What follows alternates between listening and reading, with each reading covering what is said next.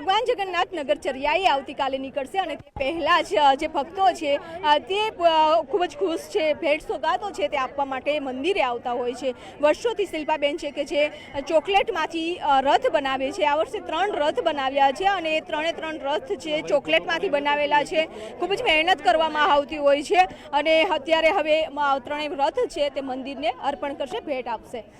શિલ્પાબેન, અત્યારે મંદિરમાં ભેટ કરવા માટે આવ્યા છો. દર વર્ષે તમે રથયાત્રા પહેલાં રથ છે ચોકલેટના તે આપતા હોય છો. કેટલી મહેનત કરવી પડી છે આ વખતે, ને ગરમી પણ છે એટલે ચોકલેટ ગળી ના જાય એટલા માટે કઈ પ્રકારની વ્યવસ્થા? આમ તો નોર્મલ ટેમ્પરેચરમાં રહેતું હોય છે, પણ આ વખતે 3 રથ બનાવ્યા છે અને 4 દિવસની મહેનત થઈ છે. અને એકચ્યુઅલમાં મારું 5મું વર્ષ હતું, એટલે એવું હતું કે મારા ફેમિલી ફ્રેન્ડ્સ બધાને સાથે લઈને વાતે ગાતે ભગવાનના મંદિરમાં આવીએ, એટલે અત્યારે બધાને લઈને આવી છું સાથે. તો વાતે ગાતે જે ચોકલેટનો રથ છે તે ભેટ કરવા માટે મંદિર આવ્યા છે. કેમેરામેન નિલેશ સોસા સાથે વી પટેલ, ન્યૂઝ 18 ગુજરાતી, અમદાવાદ.